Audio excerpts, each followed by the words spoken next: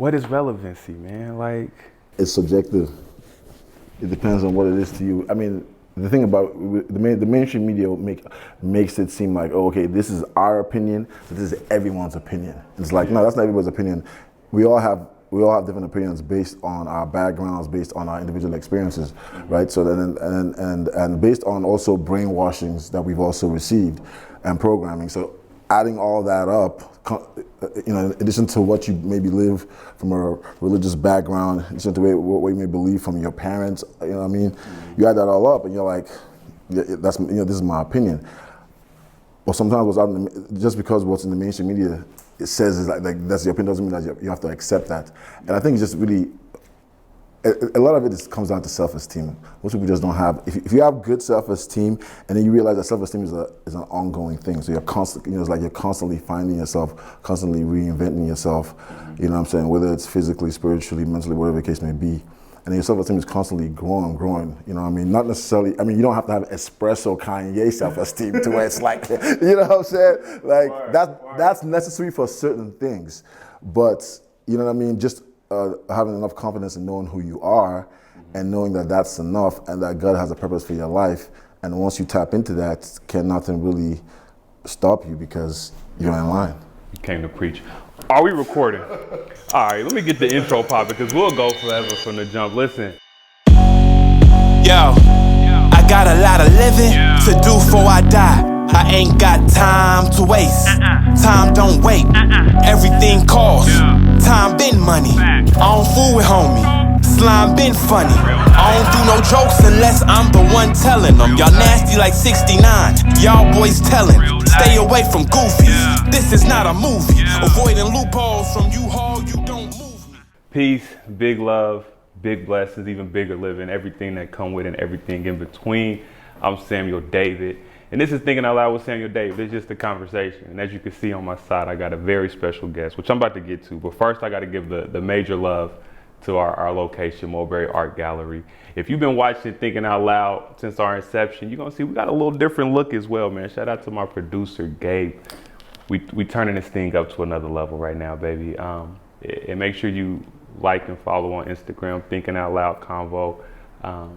All the podcast spots where you get your podcast, Anchor, Spotify, iTunes, Amazon, Thinking Out Loud podcast, Thinking Out Loud with Samuel David. Enough of all that. Let me let y'all know about my special guest today. I only know where to start.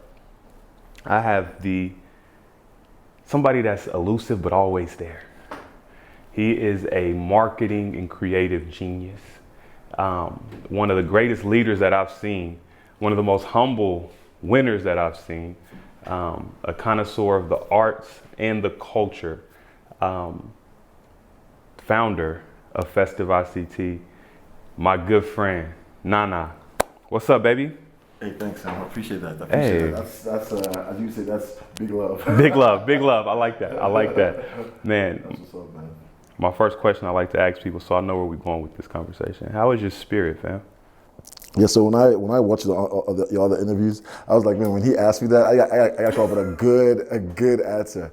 No, man, I'm thankful. My spirit is thankful right now, and that's what I'm trying to stay in that space, and I'm very thankful, and just searching for the next level that I'm trying to attain. You know what I mean? But I'm just very thankful right now. Word. Thankful is perfect. It's Thanksgiving season. Right. When you say you searching for that next level, like where do you look?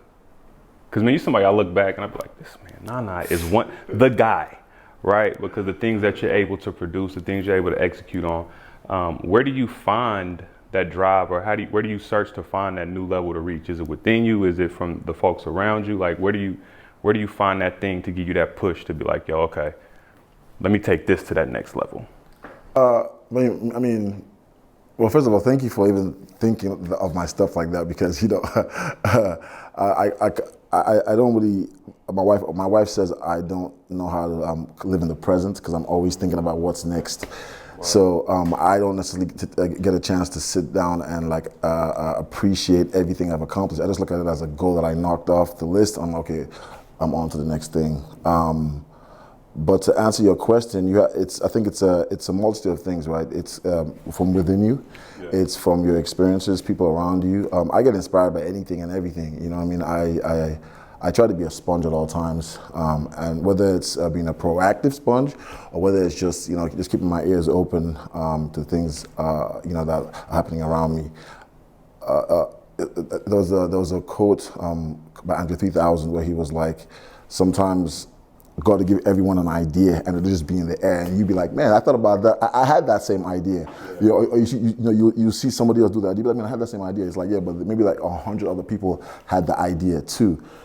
But one person was able to connect with the idea so passionately that they were able to bring it to fruition. You know what I mean? And I think that's what's important, because a lot of times, that's what it comes down to. It's like allowing yourself to be inspired by what's around you, not limiting yourself to what it is that society tells you to limit yourself to, and then understanding that you want to constantly you have to constantly find your true self to grow. You know what I mean? And that's not, it's like, it's not something that you can just be like, okay, tomorrow I accomplished this and now I found my true self. No, you're going to be trying to find who that person is probably till you pass. You know what I mean? Word. So that's an extra long answer. I'm sorry. You mad thought provoking, because you said so many things I want to pick apart, but I'm gonna hit on that last piece, right? That constantly finding something. I think of purpose a lot, like all the time, and I think a lot of times folks get purpose confused, like, yo, I'm walking in purpose, and they think it's like this singular monolithic thing, right? But it's really like, I joke like I'm from the hood, right? So you give me a butter knife, right? I can either make a mayo sandwich, right, or I can open up the door that I'm locked out of. Right, so my purpose differs based on the situation I'm faced with. Right. Recognizing that you're not American born. No, I'm not. Right, I'm from Nigeria originally, yes. Nigeria. Yes. Something that I always apply my friends that are immigrants, right? Folks that are not naturally born here, or even folks that come into Wichita from out of different cities. Right. It's a different mindset that you take. How much did your background, did your upbringing influence the way you move and navigate the spaces you move in right now? That's exactly why I'm able to do that, is because of my upbringing in Nigeria and my parents. First of all, being an entrepreneur, my mom and my dad were entrepreneurs. Mm-hmm. So the idea of being an entrepreneur was never new to me. Like I never I always knew I was going to own my own business. And I used to say it when I was in college and when I was in high school, and everybody looking at me like I was crazy. Mm-hmm. You know what I mean? But it wasn't like I was trying to flex. It was just like I had seen my dad be an entrepreneur. I had seen him, so subconsciously I was like, okay, maybe that's what is my destiny. You know what I mean? I need to be an entrepreneur because these are my role models. As opposed to maybe if my mom had a 9-to-5 or my dad had a 9-to-5, then I would be looking for a job. And also coming from Nigeria, that's what they want you to do. They want you to go to college and get a 9-to-5, be a doctor.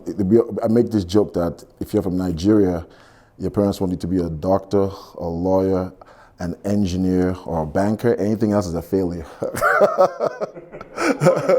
You know what I mean? And the reason why they pick those 4 things is because if you do well in school in those 4 things, 9 times out of 10 you're gonna get a job. You know what I mean? Yeah. And you will excel. You know what I mean? So it's they want security for you, obviously, but it's also a little bit selfish. At the end of the day, human beings should be able to pursue whatever dreams they want and go through whatever life experiences they need to be able to find who they are. Okay. But my background, I mean, that helps me. Obviously also being in what they would consider a third world country, Nigeria, not having all the resources that you guys have here in America. Wow. But I was also coming to America a lot since I was a kid, so I was already kind of like Americanized in a sense to where I kind of like already understood where America was. It just wasn't. I just didn't live here, so I wasn't really going through the like the everyday bumps and bruises that you would go through if you actually lived here. It looked like heaven. Because when you come on vacation, it looks like heaven. You at Disney World, you kicking it, you buying sneakers, you shopping at the malls. You know what I mean? It looks like what it's being promoted to look like. You know what I mean? But when you exactly. But when you live here, then you realize that it's a completely different thing. This shit regular. Well, it's just a complete. It's completely different from what is being promoted. I'm not saying that America's a great country, but it's not perfect by any means. You know what I mean? There's definitely a lot of issues. But I do believe that if you're passionate about something in this country, that and you put your mind to it, and you're willing to go through the bumps and bruises to get to that, to attain your dream, you can make it happen. For various reasons. But yeah, my background.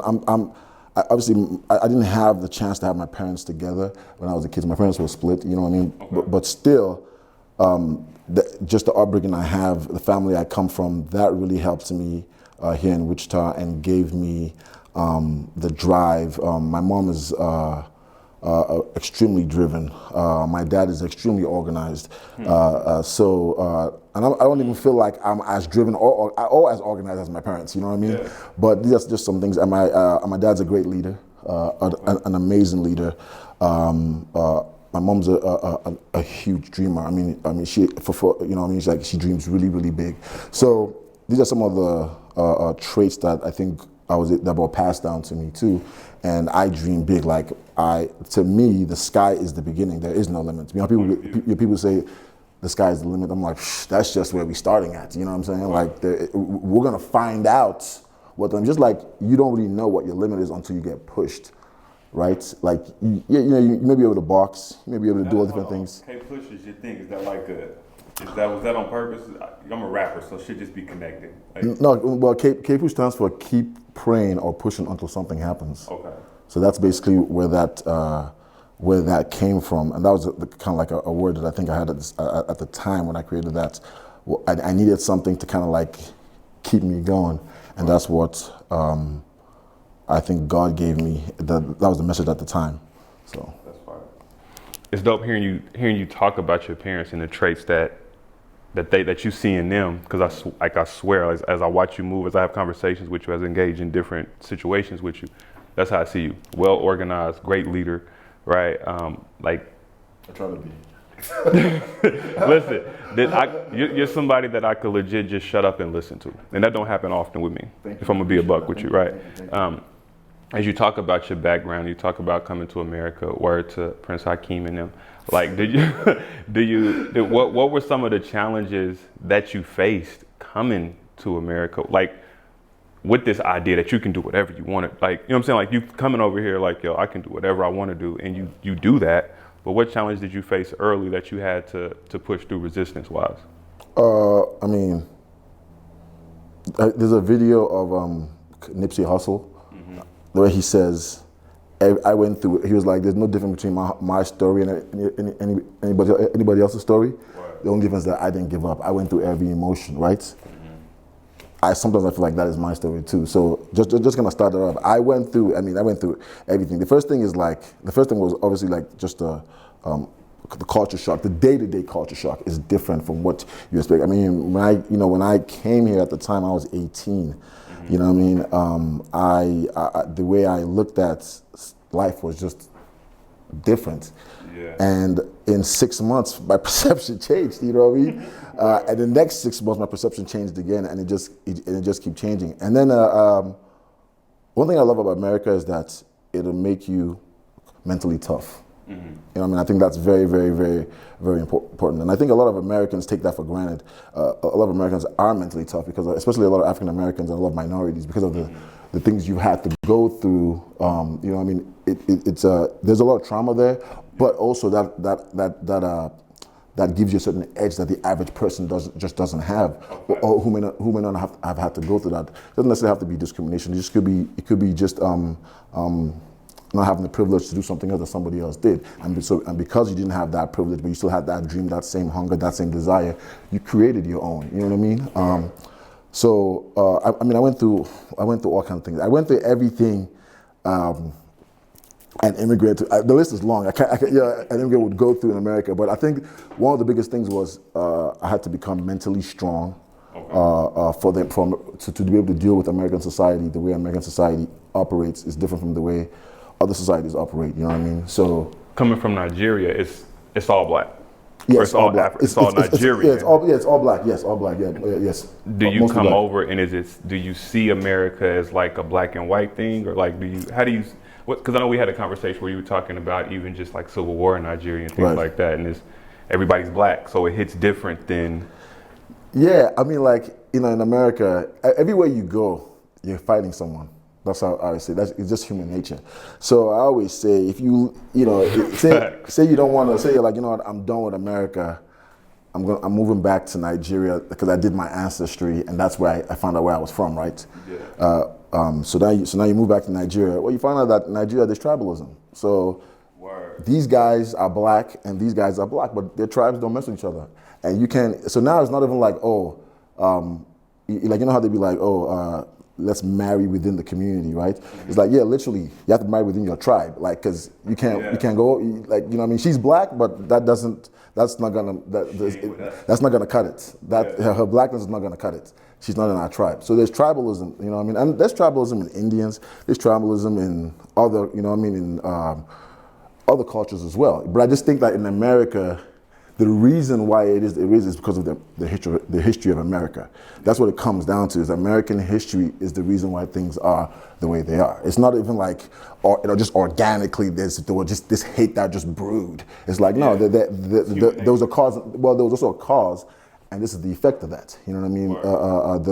The perceptions, the things that have happened is like, you know, it's there's a divide. You know what I mean? African Americans are the only people who didn't come to America by their own accord. Like, you know what I mean, they were brought to America. It's not like cats were like, oh yeah, like we want to go to America. Everybody else was like, after America was developed by African Americans and other people that they brought in, everybody else was like, now let's come and reap the benefits of that. But that's also how it was promoted to everybody else. It's like, you know what I mean, it's the land of milk and honey, so come through. So if it's promoted like that, of course, you know, I mean, people are gonna gravitate towards that, you know what I mean? But without necessarily knowing the story, the real stories of who built the country and the bad and the good of the history and all that stuff. So, I mean, I want to keep rambling. Go ahead. Oh man, I told you, somebody I can listen to all day and be cool with it. But I mean, I think about that a lot, right? Especially like black on black thing. You talk tribalism. I was talking with one of my older white friends, like. And he's probably 10, 15 years my senior. And it was around the time of like, and I won't get too political today, but in time of like the insurrection and stuff. And I was like, bro, I never really realized like white people didn't like each other. Right. But it's like, they have two Democratic parties. Exactly, right? There was a whole civil war, right? Like all of this stuff. So, but I say that to say like, that's something that, I mean, I'll go all the way, but something I think about when I think about like immigrants who you see things differently. And it's like, yo, okay, just because that's an issue, like that's not gonna be an issue. And I love that. Like I liken it to HBCU. Like somebody's gonna be a minority at an HBCU. But not all immigrants think like that though. Some immigrants come over and feel the same way African Americans feel about the situations. And it's not like, it's not like I don't feel that way. It's just I don't look at things. Everything isn't black and white. A lot of life is gray. You know what I mean? And so I feel like you have to deal with things individually. You know what I mean? I would even say I don't know that all black folks think like the woe is me piece even. Right, like I think because of the strife and the challenges and the oppression, like we've been some of the dopest at this life thing. Right, and so it's definitely like certain people get conditioned to. History says that black folks were the first on the planet, so that means that we also accomplished a lot before the world, the world was changed. You know what I'm saying? Yeah. So it's not just because of the stuff that African Americans went through. Before that, you know what I mean? Like, and it's not just Egyptians. There were other black people in Africa that were doing amazing things too across the world, whether it's in science and different disciplines. You know what I mean? And different areas. I just think. Obviously, you just have to do the history, and once once you do the history, you'll be able to see the richness in the culture and in who you are, and obviously, hopefully, that can motivate people to feel like a sense of pride. Which I just feel like, as a human being alive, you should already feel a sense of pride. For sure. You know what I'm saying? Just because you're alive every day, that should already give you a sense of pride. Okay, the fact that I'm alive, that means that God still believes in me and is giving me another chance. Right. So I need to be amped have high energy, be motivated, look at my dreams, try and help as many people as I can help, try and solve as many problems I can solve, and you know what I'm saying, like try and be a better person today than I was yesterday. The goal, I think, is to come to this planet, and when you leave, you want to leave it better than you can. Better than it was when you got here. I think that's the goal. That means that you affected life in a positive way, and there's so many different ways to do it. There's just not one way to do that. You know, it's not just through entertainment or through this or through sports or this. There's so many ways to do that. It's just finding what that skill you may have or the purpose you may have, and then, you know what I mean, leaning into it. Yeah, I told you, I just listen to you, bro. It's not often people motivate the motivator. You feel me? And so I appreciate that, son. Definitely. Anytime you want to come and just talk, I'm gonna just listen, bro. And it's wild because I ain't even got into our questions, which is even more amazing. Sheesh. Well, now I'm trying to wrap my head around this whole thing. Now, if I want to keep going where you at, if I want to dive into these questions. How much time do we have? But we talk culture, right? And I definitely want to hit on some of these things. We're gonna be all over the place a little bit, but you talk culture, and you're somebody that I recognize as a major part of this culture here in the town, surrounding areas, in the world even, because your impact.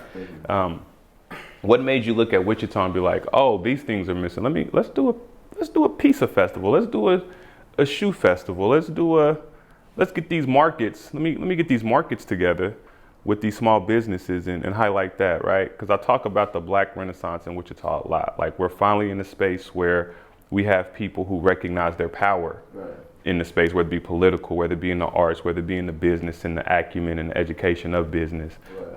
We got different athletes that are making things move, and you play a major part in that. Thank you. What made you? If you think so. I know it, and it's even wilder, right? Because I like to do a little bit of research before the show, and I was googling, and I was on Facebook looking you up, and I was all the way back in like 2011, and I came across a K-Push flyer at Krista Knight's, and I was like, whoa! I was tagged, and this is a throwback. So you've been active and moving for a minute. I've been out here. But what made you shift to like truly the festival space with Festive ICT? Didn't really support local in Wichita. We were begging people to support local. We were campaigning for people to support local. You know what I mean? Straight up. This is like pre the local hype in Wichita. Yeah. But eventually because we and this is not just me. This is a bunch of different people. I mean, I could name there's so many people I could name that championed the local scene, from Jen Ray, who owns the Monarch, to Adam Harkey, to Ant. I mean, the list goes on, to a lot of dope musicians like Tony No, Jenny Wood, a lot of cool bands, venue owners like the Brickyard. I mean, there were so many people that believed in Wichita local music. It just needed the support that it has now. And just Wichita local in general, not just music, but the arts and everything. So the festival space was just the next level. I mean, it was the next level for me, and I had all these dreams and all these ideas of things I wanted to do. But I just needed to take that leap. And I kind of, before I started doing festivals, I actually took a little break, just to kind of get my mind right and make sure that it was really what I wanted to do. And once I knew that's what I wanted to do, I created Wichita Taco Fest and Pizza Fest, and obviously Festive ICT.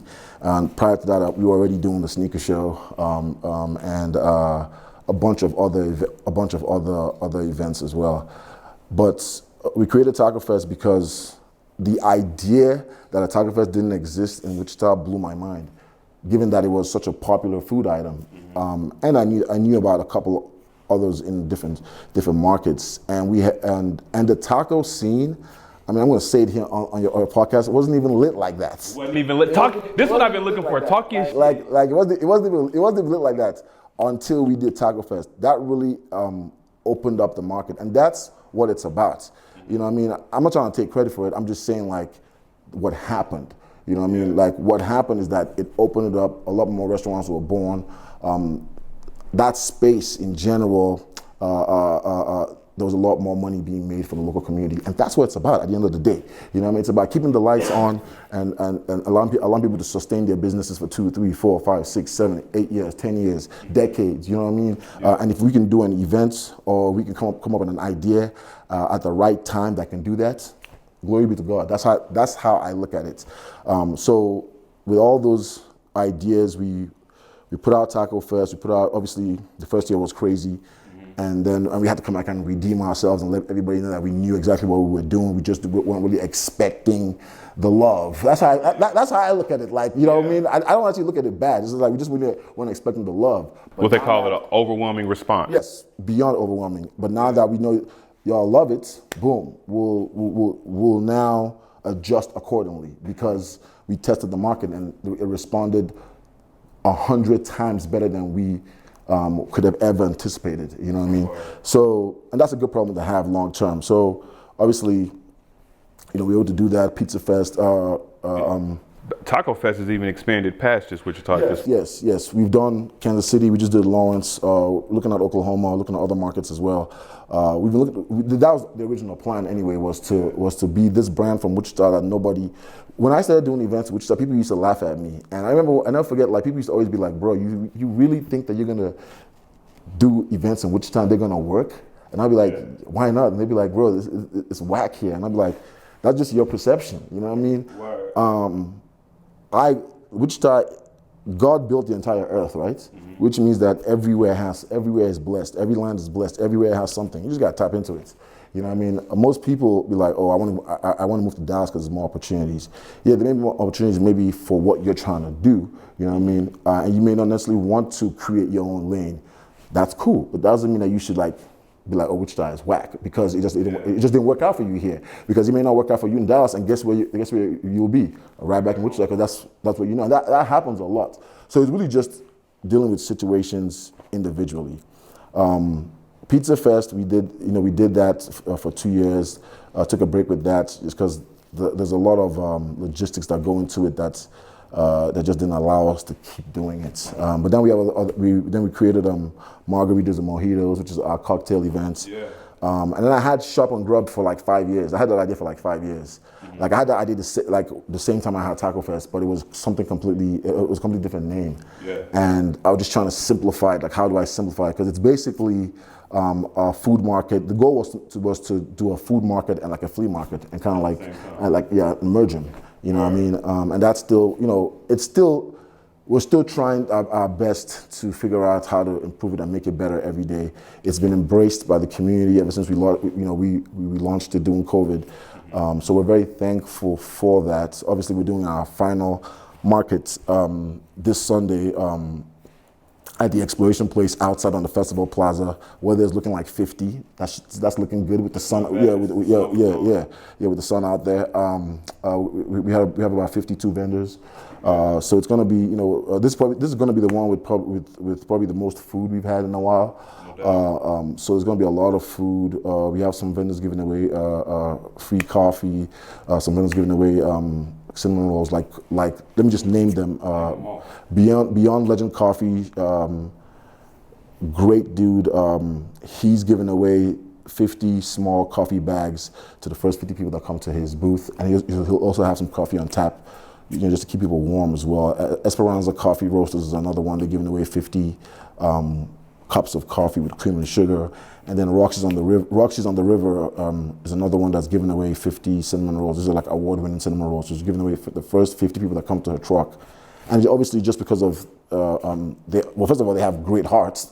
Clearly. And then obviously the season, and they love the market, and they've been supporting from day one. And so we're just thankful. So I just want to shout them out. But while I was, explaining, but something that I think is really dope about Shop and Grub, and I think it's a testament to Wichita as well. First off, I always think Wichita is the niche, right? Like once people recognize, like, yo, if you celebrate this thing that we have, you're gonna win. Right. Like we in Revolution and it's Wichita flags all over the place. Right. And with that, Shop and Grub is able to put so many different folks who may have the same demographic or product, but they have different personalities attached to the product. Right. And there's no issue or no stepping on each other's toes, right? Because everybody's celebrating each other. You just named off 4 different coffee spots that's gonna be passing out free coffee, right? Like, how is that type of culture cultivated?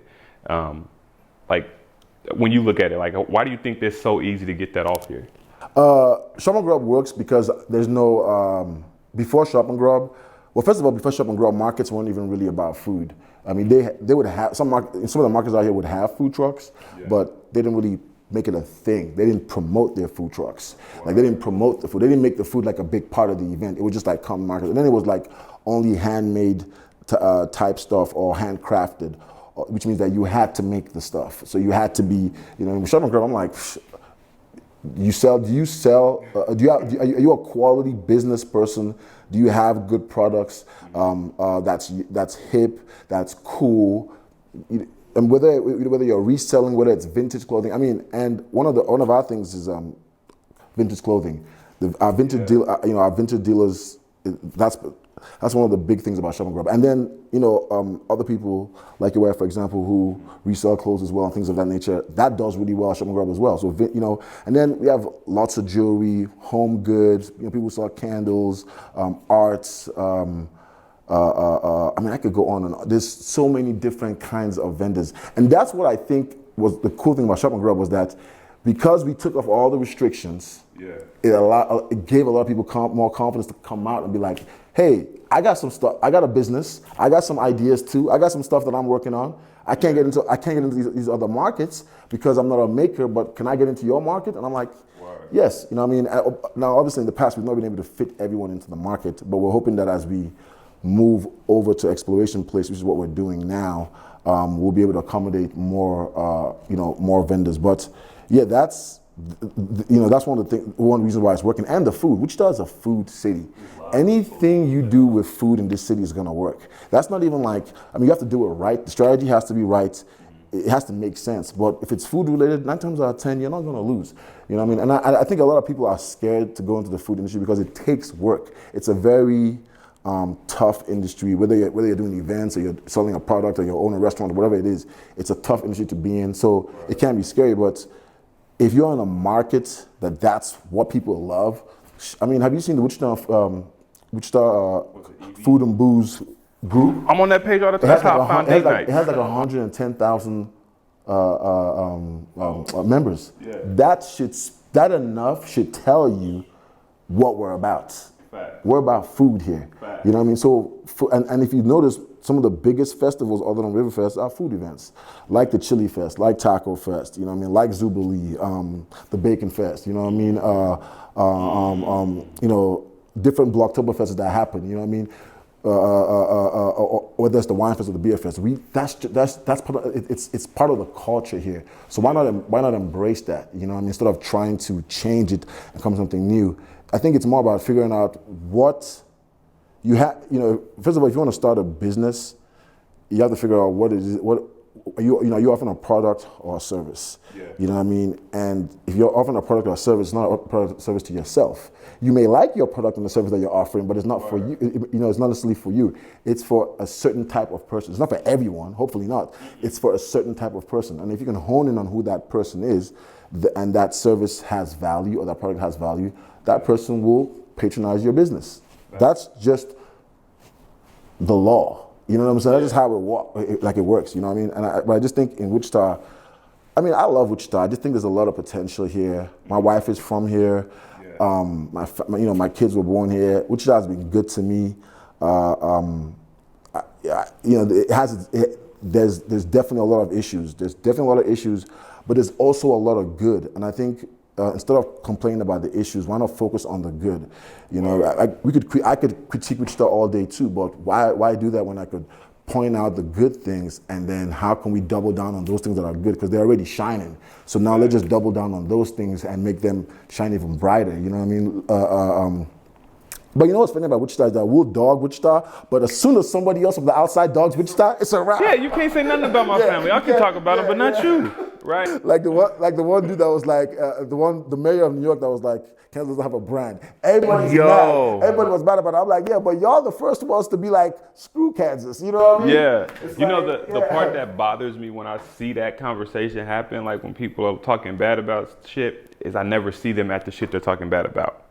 Right? And from a music space, people always talk about supporters. When I look at different festivals and things like that, people talk about there's nothing to do. But I'm like, I never see you at these things when they're being done for you even to have an opinion. So much to do. There's so much. Another event we created. I don't want. I was listening to my event. Your shit. This year we created the Hoop Jam, and that is personally, other than the sneaker show, that's probably like my favorite events. Like you know what I mean. Like the sneaker show and the Hoop Jam are probably those are probably like my like close to my heart. You know what I mean? Because of how much I love basketball and how much I love sneakers. Yeah. The Hoop Jam is an event I've been working on for like 10 years. Word. In my mind, if you can believe that. I can believe it. You know what I'm saying? Like, I just never gave up. And once the time was right and I was able to I was in the right position all around the board, and I was able to, you know what I mean, make my move, by the grace of God, I did, you know what I mean? And it worked out the way it did. So we're gonna bring that back next year. And we're trying to, I got plans for that, you know what I mean? Like, we got plans for that. But the reason why I did that also is because Wichita is also a sports city, you know what I mean? We love basketball. Yes. And the youth, a lot of the youth supported that event. And I heard that even after the event, a lot of kids in schools were like raving about it, like, man, that was basically a huge thing for the summer. So I think, which was the goal, you know, the goal is just to make, my goal with my events is to make Wichita the way I see it, but actually do it. Like, so like, I think Wichita is cool. Well, okay, I gotta put my money, if I say that, I gotta put my money where my mouth is, you know what I mean? Like, I can't just say Wichita is cool and then not be able to show it, you know what I mean? So if I'm advocating for, especially for not being from here, if I'm advocating for Wichita, I have to be like, oh, okay, I gotta put on a good event, or I gotta be able to take someone to a really good restaurant, or, you know what I mean, show you a really good part of town, or when you come, or if, you know, this is in regard to an outsider, again, you know what I mean? So, but I think there's a lot of potential here. Let me ask this, because you bring different folks in. I've actually built some relationships just based on folks you brought, like the EB family from Las Vegas. Right. I built relationships with them from 6-7 years ago, which is real. You actually gave me my first. Nnanna, you're the reason I want to host and I MC. You told me one time. You told me one time, like, I got the Will Smith thing. I ain't smacking Chris Rock or nothing, but you was like, yo, rap is cool, but you would be really dope in this space, and I appreciate that. But the question I was looking at, and we'll get to that even, what's the restaurant you take folks to when you bring them in from out of town? Like, what's that spot you like, yo, we gotta go here, I'm gonna put you on? It depends. I really like First Mark Kitchen and stuff like that. First Mark Kitchen. It's a newer one, but it's really dope. They got like the big old charcuterie, I can't say the word, but the board. Charcuterie board. Yeah, but that's not right. I go there because the menu is like, I mean, they got like a bunch of different cool things on the menu. You know what I mean? I like menus that have like cool different things. Like cool, like what? I mean, like what's cool? Like just I mean, everything they do is just different. You know, even if they give you a burger, it's gonna be a little different. Wow. But they have like this bone marrow dish that's crazy. You know what I mean? Which obviously some people are like, some people that may not be your portion, but I thought it was cool. And then there's a bunch of different things like that. Like, you know, I just think it's a really cool place. Check it out, First Mark Kitchen. They have a spot over there across from Twin Peaks on Rock. And then they have a canteen, like a First Mark canteen here downtown. I think it's more like a breakfast brunch type. The Union Station? No, it's down here. It's down here somewhere on Broadway and First or some. It's do your Googles. But yeah, so First Mark Cantina is a really good one. Sabor is a really good one. If you know what I mean, like Sabor is good, and then obviously if you want Mexican, Tacos TJ's is a good one. Los Compadres is a good one. La Hacienda is a good one. Let me see. If you wanted Asian, I mean, it just depends on what you like. You know what you like. You know, there's a lot of I don't even think I'm good. Like when it comes to the Asian, like I be trying to like have my friends hook me up. Like let me like put me onto the good Asian spots. Like because I still go to like Malaysian cafe because that's like my because I mean I've been doing that since I was in college. Yeah. His menu ain't changed and it's still legit. Like I'm like, how can you be consistent for 20 years, dog? Like you know what I mean? Like so, but I love Asian food, love Mexican food, love African food. There's an African restaurant in Wichita called Afro Cheat Cuisine. I'm sorry, I think, and they got some really good food too. And it's food from different African countries, including Nigeria, I think Cameroon. So that's cool. You can check that out too. But I mean, there's a bunch of cool food places. There's a pastry shop that just opened called Paris Baguette. Yeah. That's I haven't been there yet, but I want to go check that out. But you know what I mean? Like these are all it's all here in Wichita. You know what I mean? Like you ain't got to go for a certain. When it comes to quality food, you don't have to go far.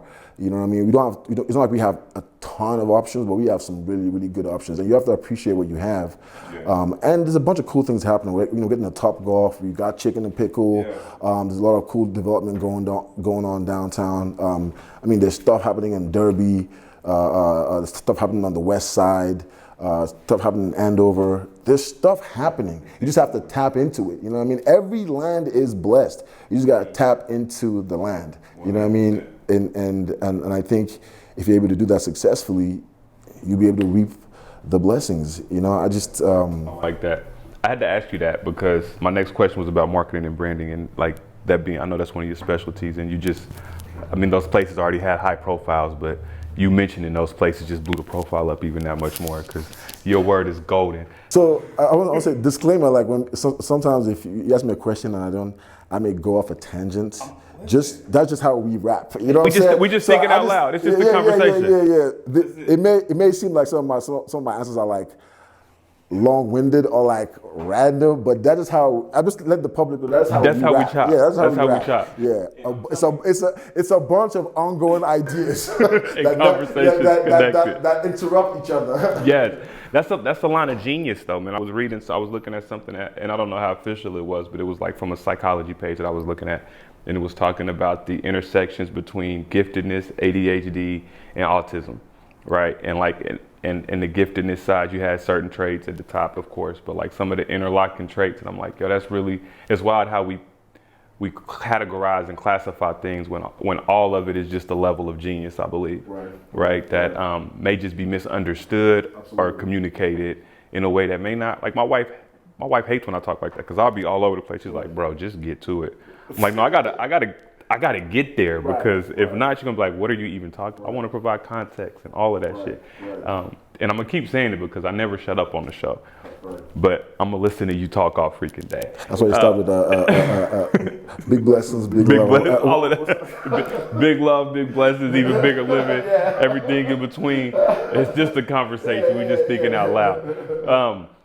So a question I want to ask, especially in light of recent events in the culture, and this is a show that I always tell myself like I wasn't gonna get too much into pop culture because I don't be giving a shit, but I care. But the other part that I recognize is the conversation that comes from those topics and situations, right? So you mentioned like basketball and shoes being some of your favorite spaces, right? Especially the Hoop Fest and I Got Soul. You see, I got my Adidas on and I was putting them on. I was like, damn, are we rocking Adidas? Yeah, can they see my kicks? I don't think they might be able to see your kicks. Yeah, well, you know. Easy 700s laceless. Come on, man. That part. And I'm sure your shoe closet is bananas. I mean, it's getting there. I mean, I never talk about my closet because I know people that's their closet. I could never even dream about allowing myself to spend that kind of money on shoes. Like their closet is so crazy. So I never talk about my collection. Like my collection is just my collection. It's not even crazy like that. I got stuff that I like. How about that? That's fair. I got like 7 pair of shoes in there. 3 of them are boots, 2 of them are house shoes, and a pair of sandals. I really don't have too many tennis shoes because I don't leave the crib. Are you practicing minimalism?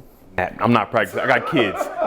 It's mad real. No, it's why you talk about the different shoe closets. And I'm gonna go back to where I was trying to go a second ago. But me and Little Sam were watching Oklahoma City. I can't remember who they were playing against. The Thunder playing.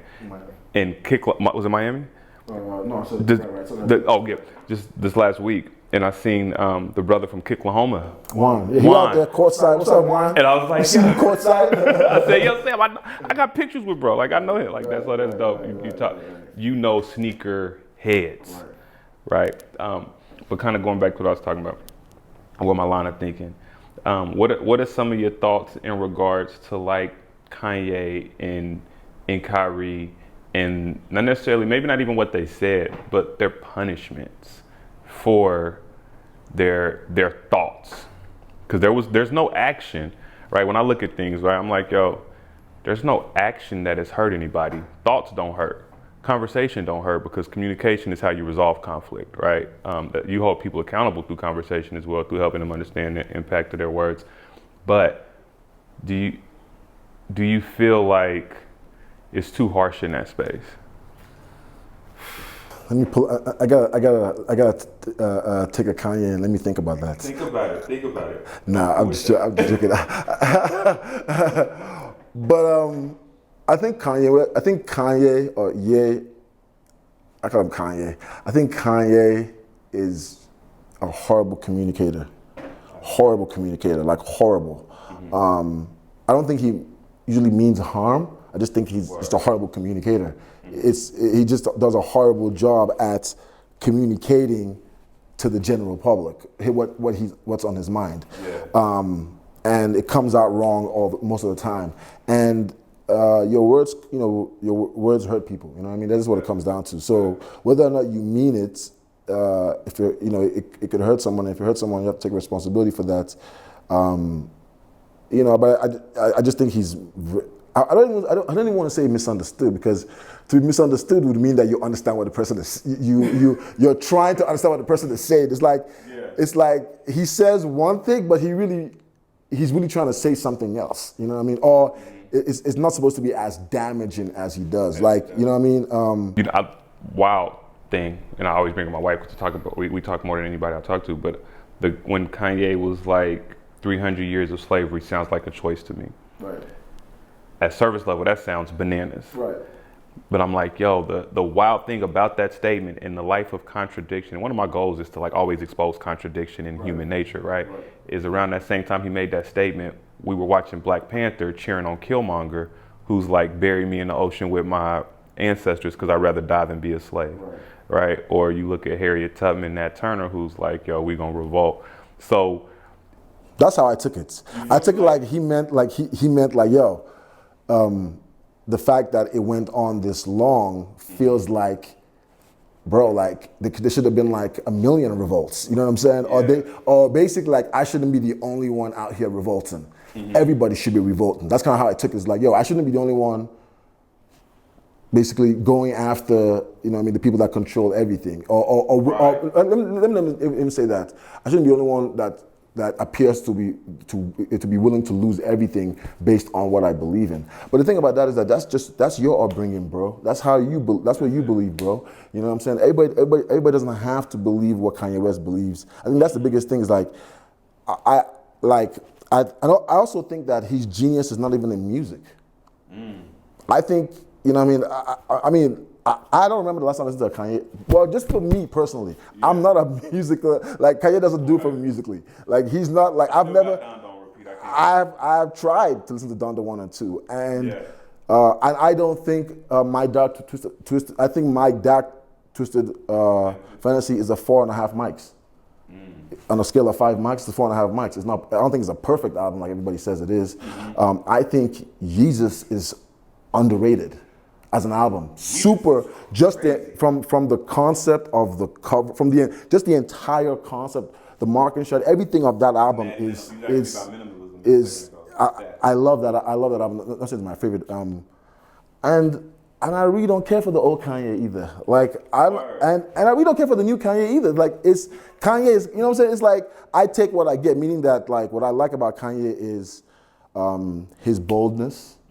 I like that he's not scared. He's not scared that he believes in his dreams so much that he puts them into fruition. I like that he understands what's going on in the world from a perspective of companies trying to take over everything with marketing and the control and all. So I'm trying to expose that. But sometimes I look at like maybe he's just only exposing it because he can't get action. You know what I'm saying? So it's like he's pissed and he's exposing it. But then again, who really cares? Like, you know, if the product is good.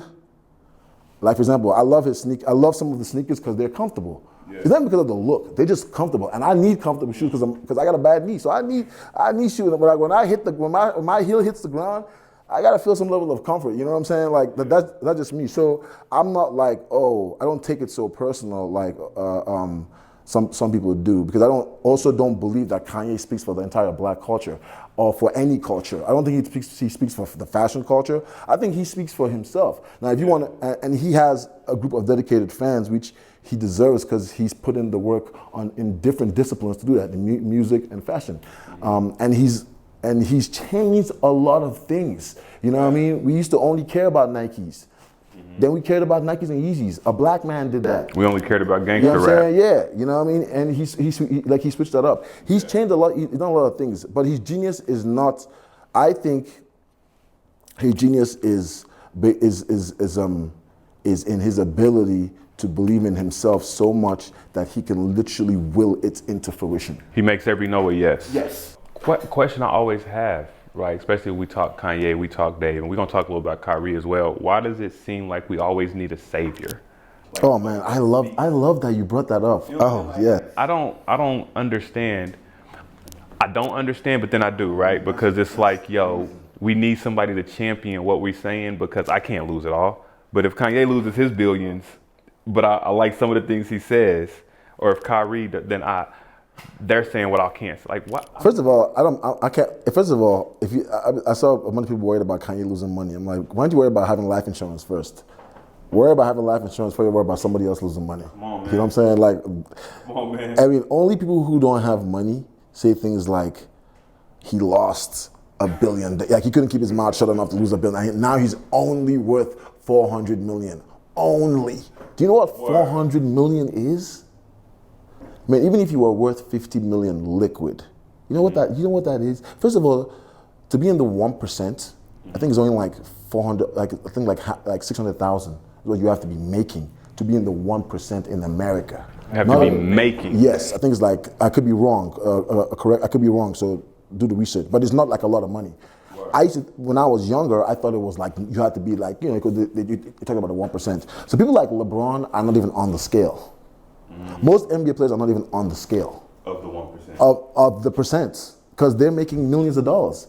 To be in the 1%. You only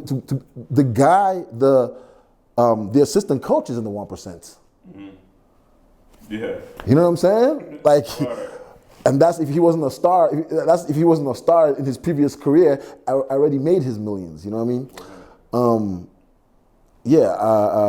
But back to the savior. Like, why do we? What's up with that? What do you think? I think. I mean, it's. What's the best way to answer it? I just don't see a need for it. But I think there's money in that also. There's money in that in having a savior. You think about churches, you think about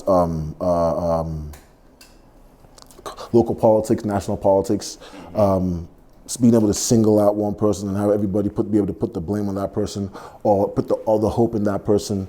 Yeah. There's money in that. It's also a way of control. But also it's like, it's like based on the stories we've heard and based on everything we've heard, you feel like, man, it's I don't know if I'm the right person to ask sometimes because I'm not African American, so I don't look at I don't look at it like I don't have the same feelings because my ancestors didn't go through the same things that your ancestors went through. You know what I'm saying? So I have the same feeling of just human nature, like, yo, that is wrong. And then I have the same feeling because as a black person in America, whether I'm African American or Nigerian, I experienced that, on the surface too, just based on my my skin color. But I also understand that it's brainwashing. Like, you know what I'm saying? It's just like, Like But it's not even just the African American thing, even. well, Like, I think to politics, right? And I think Trump showed it more than any president, is that like people need somebody that champions their, that they put their hope in, their faith in, and yes, and I think everyone there's a lot of money in it, but I don't know why, especially like minorities or let's just say African American culture feels like yes we need to serve, because I feel like everybody individually has the power to do great things. 100%. So one person, even if you had a savior, he's not going to get it done if he doesn't have the collective help of everybody in different areas. You know what I'm saying? In a community, you may have leaders, but you still need the laundromat. You still need the pharmacy. You still need the local hospital. You still need the local schools. Mm-hmm. You still need the police or the let me say police, some sort of law enforcement that can help regulate things in the community. You still need the grocery store. You still need all these different people play a specific role in the community. Even though the community still has leaders, everyone still has to work together. I liken it to when I think about like protests. Everybody's like, no, don't protest. You got to peace. Like, there's so many aspects of it. Like, you need agitators, but you also need people that go about it peacefully. You need lawyers to change laws. You need people in positions of power to move. Like, you need it all to move it. Like, I got a line in a rap where the most important thing you need is money, but go ahead.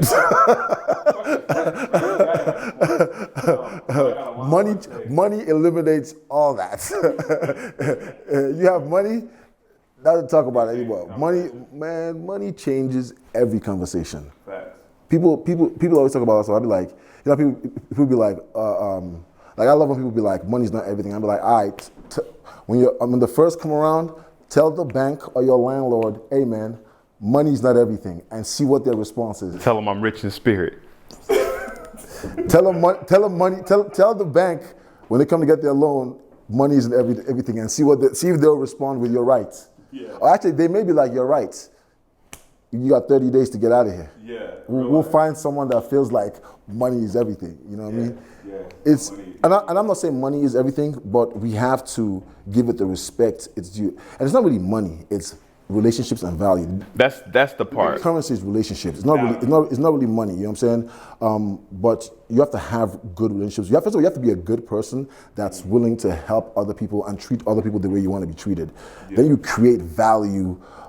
If you have a service or a product. But first of all, you have to be a good person, first of all, that just wants to help other people. Mm-hmm. You know what I mean? Or unless you just want to, I guess take advantage of people too. I mean, that's what you want to do. But I think at the core,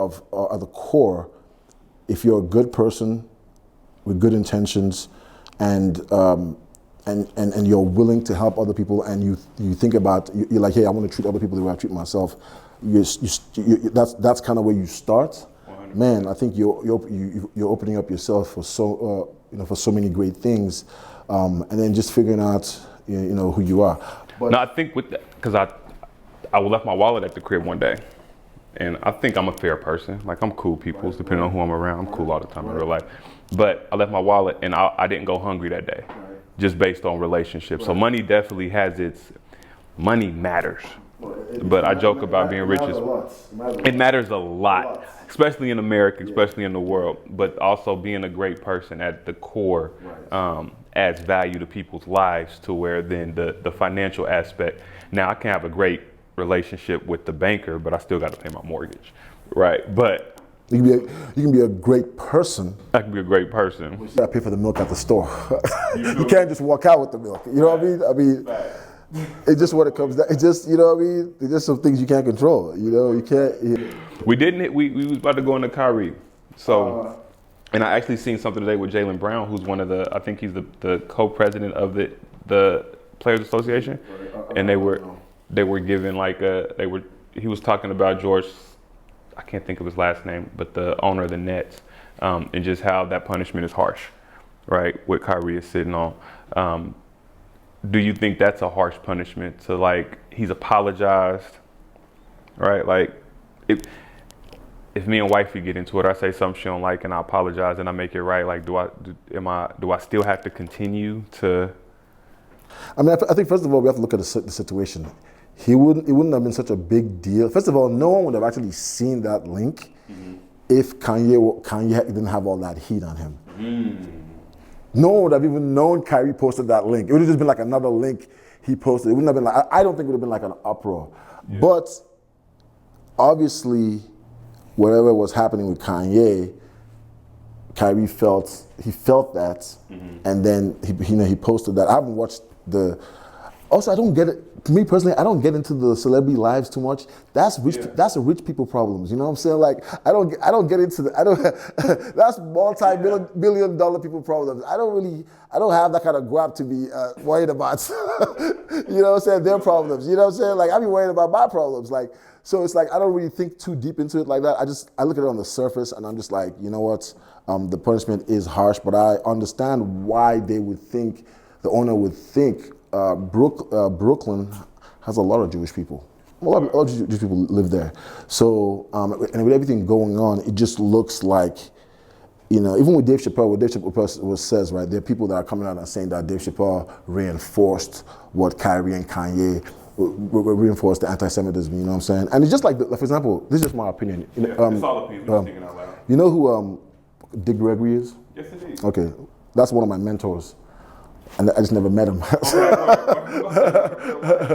Okay, so he said something one time. He was like, there's a difference between being a racist and being a bigot or being prejudiced. And I feel like we abuse words so much that when the real person that person shows up, you don't even have a name for that person.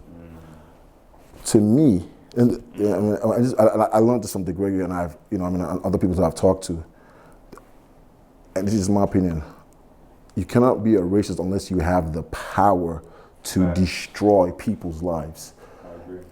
And so maybe a low-level racist would be a teacher because he can fail you on your grade. You know what I'm saying? He can affect your future. Yeah. A low-level racist would be a cop, because they can abuse you. You know what I'm saying?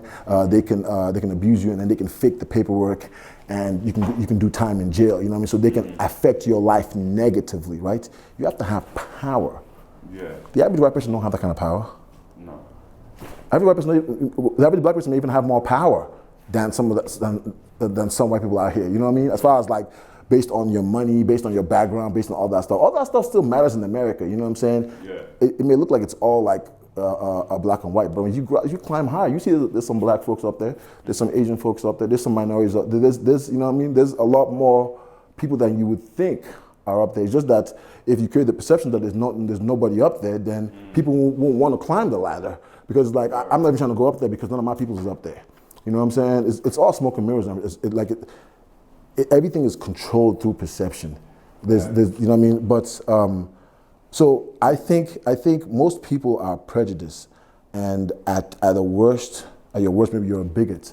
But for you to be a racist, you actually have to have the power to be able to destroy judges, senators, people that lawmakers. These people have power. You know what I'm saying? To change. People have power to change where your kids go to school, to change where you shop, to change where you eat, to change where you can walk into and can't walk out of. That's racism to me. You know what I mean? And I think so. When you spend time calling this every random person that doesn't like black people are racist, like no, and to me, a bigot sounds worse than a racist. A bigot is worse. No, I say it sounds worse. The word. It just sounds like the word bigot to me sounds worse than racist. You know what I'm saying?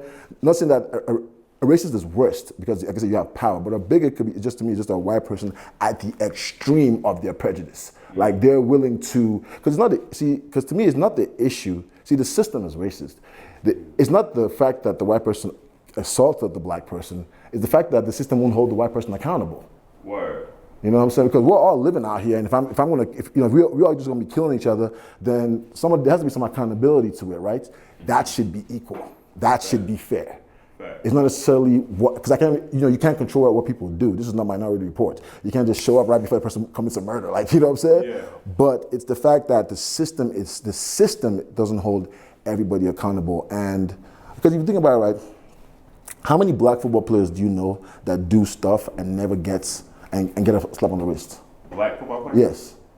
The only time when I see a black football player in trouble, they are in trouble, and every ESPN is letting you know they're in trouble. But for the most part, I mean, there's a lot of black people, they'd be like, oh, that happened, but it'd be like, you hear some rumbles, but it'd be there's no jail time, there's maybe probation, right? Because they have a certain level of privilege, meaning that they have money, they're a star, they have a certain value that they offer the system. The system is willing to basically look the other way to let them continue to thrive. You know what I'm saying? They get dog walked. They absolutely get dog walked. But I think the fact that getting dog walked also just happens to do with the culture here. Okay. You know what I'm saying? Like the culture is like, it's not just gonna. It's just like the day Kobe died. I remember instead of everybody mourning, there was all this negativity. It's just a culture. We're a culture of like critique and negativity, as opposed to a culture of compliments and like growth. We're a culture of world starling jackass.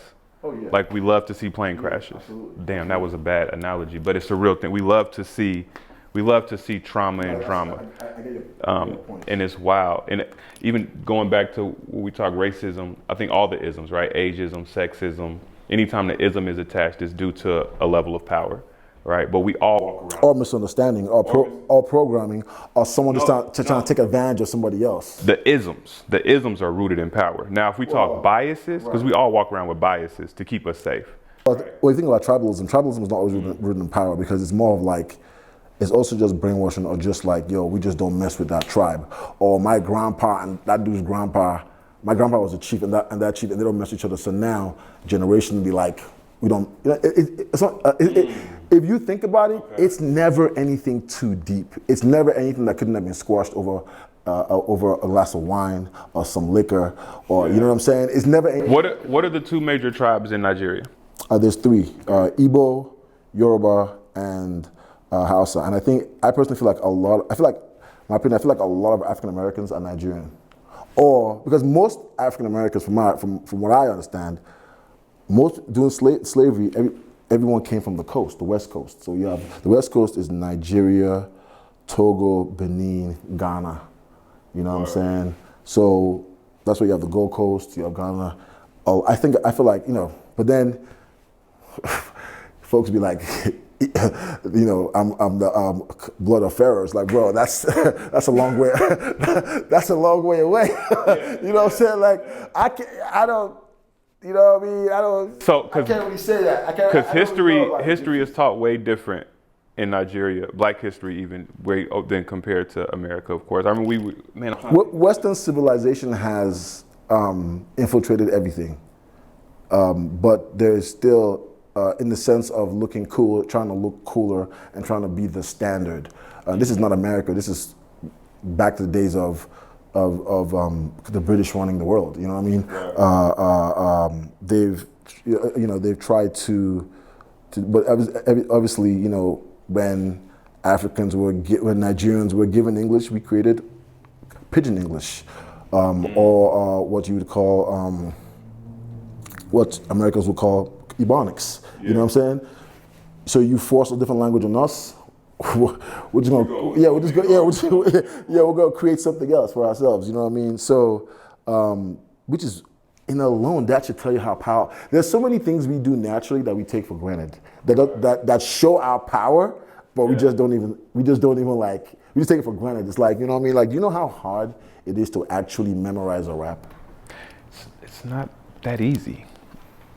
Like, as somebody that raps on stage, like, it's easy because it's become a second nature, but like, I'll watch people, I liken it to even like public speaking or preparing for a corporate meeting, right? To me, that's the same. But I'll also watch folks like get nervous to have to go public speak, to have to go give like a pitch, right? Whether it be like 100 cups, something like that. Shit's light work for me. But I also recognize that kind of communication out, and communicating ain't always easy for everybody. Getting your thoughts off ain't always easy. Yeah, I mean, but still, memorizing a rap and memorizing an album, and an album that's thought provoking. Come on, man. Like, there's a lot of we just don't. We need to. We need to give ourselves a lot more credit. It starts with you, right? You have to believe in yourself on such a high level. You have to believe in your power. You have to believe in who you are. And a lot of times you may need, sometimes you may need good role models for that. If you didn't have like a dad or a mom that were able to like show you that. So, but there's a lot of good role models. But if you're looking on the outside for role models, then you have to be careful of attachments, because a role model could do something that doesn't necessarily align with your principles, and then and then now you're disappointed, as opposed to just taking it like, okay, they're human, they can make that mistake, but for what it is that I'm, it's like for example, how I said Dick Gregory was like one of my mentors. I don't take everything he says. You know what I'm saying? I chew the meat and spit the bones out. You know what I'm saying? Yeah. And I take what he gives that is for me, and the rest, it falls to the wayside. You know what I mean? But I respect him greatly for that, because that, even though I didn't know him, but all that information has helped me in my personal life, and I love it, and I've seen it be true. So that makes me think. I don't know if it's 2025, but it's coming soon. They're gonna unleash these tapes of Martin Luther King. Oh, the ones where he was. Are you talking about the ones that could be scathing to his image, right? I don't think it's going to affect his image, though. But so that's the part, right? Like, even the way we kind of, if I was to go back to Kanye, or anybody that's in a public space that may say something that we agree with, but as soon as they say something we don't agree with, they push to the wayside and cancel, right? What you were just saying about Dick Gregory, that's a struggle people have, is to be able to be like, okay, I like that. I don't agree with that. Just because I don't agree with that don't mean because folks is nosy. You are trash, right? It just means my pastor was cheating, right? That doesn't mean that I lose faith, right? It just means I recognize, he's just a man. Right. And that's the part that people struggle with. Well, also America has we live in a world where we exalt the wrong celebrities. Yeah. A good teacher, that should be the celebrity. A real pastor, that should be a celebrity. Oh, you preaching today, so I would say you're somewhat of a pastor. I mean, it just depends on the conversation, right? I mean, the people who actually are changing people's lives should be celebrities, not actors. Like, we act like acting is like the only talent in the. No, we treat acting and music as like the premier talents in the world. So if you're a good actor, you're numero uno. If you're a good singer, you're numero uno. And it's like, no. And then you want to pay the people that are actually like responsible for affecting the way the world goes, the teachers, like the moms, the regular people. Yeah. These are people that should be celebrities. So we just have it backwards in who we celebrate, and that culture creates what you have, like the Shade Room and all these TV shows, and on top of that, you add to the insecurity, and that's what makes people start getting, it affects their self-esteem, and they start making all kinds of crazy decisions. And whenever a celebrity does something, at that point they've bought into it's not necessarily just the celebrity, they've bought into the celebrity culture. Like, celebrities don't impress me like that. You know what I mean? Like, I used to have so much respect for Nas, which I still do. I used to think that if I saw Nas in person, I'd be like, oh my God, this is, you know what I'm saying? Like, yeah. But I was like, then it hit me, I was like, yes, I should respect his work, because he is lethal, and he has used the gift God gave him. But I'm also trying to be a Nas in what I'm doing too. You know what I mean? And I'm sure if I got to that level, if I was on that level, if I am on that level, and he knew that information, he would respect me too. 100%. It's so, like I see the running joke. Would you take dinner with Jay-Z or the 500,000? I take the 500,000. I'm taking the 500,000. I love Hov. It's my favorite. But I need the point. Like, I already know what I'm going to use 500,000 for. But actually, let me take that back. It depends on the time. Right now, I may take the convo with Hov, just because I got a few things that I may need Hov to co-sign. Okay. But if it's just on a regular, there's no point in taking a convo with Hov if you don't have an exact goal Like if you don't have an exact business you're working on, you don't have an exact like a plan. Not even a plan, just a direction. Because all he's gonna give you is advice based on the experience and based on what he knows. Right? Hey man, I've listened to the Black Album, the Blueprint 2, the Blueprint, American Gangster, 444, and this guy did verse.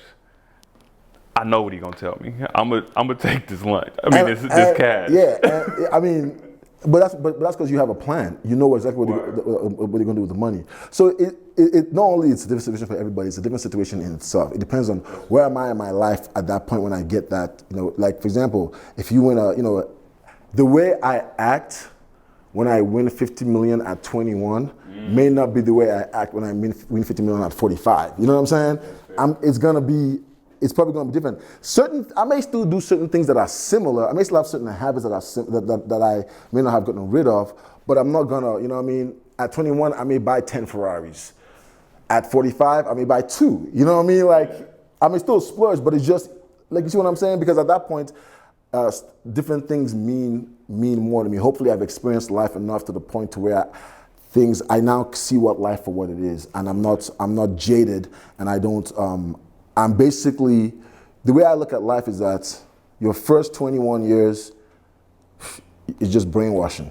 And hopefully your parents have done a good job of brainwashing you with the right things, right? 100%. Or at least some of the right things. No, that's real. And then the rest of your life is you either living out that or changing a lot of that stuff to find who you are. Have you ever seen this video with Lauryn Hill where she says she had to reintroduce herself to her parents because she kept finding herself, and she was like, y'all think you know me? She's like, I don't even know me. You know what I mean? So, and that's what I was saying. I was like, you don't really know what you're capable of until you're pushed. So it's an evolution. You're constantly finding out who you are. You're hopefully constantly getting better. And as you get older, you should want to get better. You should, because those experiences should make you more wise. Because now you've gained all that knowledge, and the age hopefully gives you the understanding that you need, to excel in life. Listen, Nnanna, we've been talking for a very long time. Yeah. You've been giving a lot of isms, and I got like 5 questions that I ain't even hit on, right? But You have enough time? We don't got enough time, man. But I'm gonna have you back. Okay. Part 2. Cool. Just like the Kanye joint. We're gonna go even crazy. But a question I do have to ask you. Okay. Right, especially with all the game that you're giving. You 45, so you 10 years my senior. Well, I'm 39. I'm turning 40. 39. Oh, no disrespect. Yeah. Okay, no disrespect. Yeah, hold on, man. Hold on. Okay, you said 45, so you still got. Hey, and 45 is even young in that, right? But the biggest question I want to ask you, man, and you talk how your parents instilled in you. You talk about even as the things that we brainwashed with. How has having children changed you? Time. I don't have first of all, I don't have as much time as I used to have for myself. It's let me realize I'm way more disciplined than I think I am. It's let me realize that I'm also way more impatient than I think I am. Because you got 2 girls too, right? I got 2 girls. Yeah. But it's let me realize that it's okay to start again every day. You know what I mean? It's okay because kids are forgiving, and they don't see life the same way you see life. You know what I mean? They have their own, because kids have goals too and dreams, but they're very specific. I want a snack right now. You know what I'm saying? And they'll be on you forever. Or I want to go to the park, or I want to go do this. And kids are actually very goal-driven, very goal-driven. We are, the society. They don't have distractions. They don't have distractions. Society kind of makes you want to change that. But naturally, they say, you really have 7 years where where a human being is pure. And in that 7 years, that's when you're supposed to kind of give them the best, the best influence. Because basically once a child hits 7, I mean, at that point, they just taking stuff in and developing like on their own. I mean, you're still hitting them, they're still learning, but that first 7 years of everything you could have instilled in them, whether you wanted them to be able to pray at night, or whether you wanted them to be able to make their own beds. Like my kids. 7 years where they believe everything you say. My kids knew where the trash can was when they were crawling. You know what I'm saying? Like, like it's like, I mean, I'm being sarcastic, but you know what I mean? Like, I make sure that there's accountability. And I'm not a perfect dad. I'm trying to get better every year. But it's the best thing that's ever happened to me. I'm fortunate to even have that God even thought. The way I look at it is that I'm fortunate enough that God would even think of making me a father. Yeah. So that alone makes me thankful and gives me the drive I need to be a better person. And every day I'm like, you know what? As much as I want to help other people, I got to remember that I also got to help my kids too. You know what I mean? So it's like whatever you're pouring into your business, whatever energy you're pouring into your friends, your families, pouring into helping other people, pouring into society, I try to double down even more with my kids and try to, like, you know what I mean, make sure I'm going hard. I'm going hard with them. But I can't really say how it's changed me because I feel like I'm a rookie dad still. You know what I mean? My first kid just turned 3, so I feel like I'm still a rookie. I saw Barnett at Shop and Grub, and I was telling them, I was telling him because Barnett's like an OG dad, like his kids is grown. So he's got one 4 years older than mine. Yeah. Like his kids is grown. So I was just kind of like asking for like dad advice. Like I was just like, bro, like how did you do it? Like your kids, you know what I'm saying? And one of the advice he gave me was just like, don't try to be perfect. You know what I'm saying? Because that's just never gonna happen. Like you know what I'm saying? But just make sure that you're there. Like you're present all the time.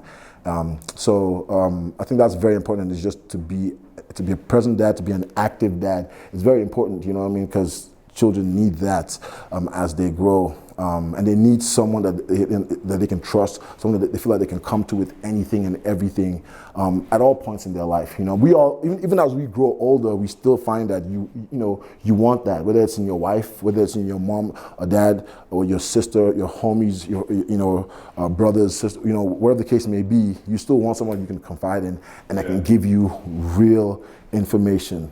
Good criticism, you know what I mean? Daughters, and I'm gonna close with this, right? The thing about daughters, right, they are the most honest people in the world, right? To a man, right, I believe, right? Because they're able to tell you everything that your mother or your wife may have on their mind about you, but there's no repercussion for them giving you the truth. Right. And you cannot respond to them the same way that you may your wife or mother, right? So it's like, it's a true reflection and a perspective of who you are at the core, and it is humbling. My daughter's 14, and some of the conversations we have, I'll be like, wow. Yo, there was a time where I was like, do you remember the time where you used to put up a lot of videos of you and your fam? Yes, indeed. Bro, you could have had your own show, man. Even my wife said it. My wife was like, yo, Sam needs his own show. Word. Like she said Sam and his family, they need their own show. Like, you should do that. Do it on Instagram. We're gonna work on it. We're gonna get to it. We're gonna make it pop. Do it on Instagram. Listen, no branding or marketing talk today? No branding or marketing talk. Cool. We got so many more. I mean, I got 20 more questions that I could ask you because we could talk all day. Well, you know what? I never really have interviews about stuff like this though. You know what I'm saying? Wait, I'm just talking about myself or talking about like, are we off? Oh. I never, I just never had interviews where it's just like a general conversation. It's mostly, it's always about business, or it's always about marketing and branding, or how I feel about the local scene and stuff like that. And we touched on some of that, but I never really get a chance to actually go in depth. So it was I think that was, it's thinking out loud. So it's you know what I'm saying? That's like, just forgive me if I sound open-ended and never closed. Listen, that's the point of this, right? I apologize. I want anybody that comes thinking out loud to be comfortable, man, because this is just a conversation, right? And it was a great conversation. That's it. I appreciate you sharing your time, your thoughts with me. Y'all make sure y'all check out Shop and Grub. Yes, this Sunday. This Sunday.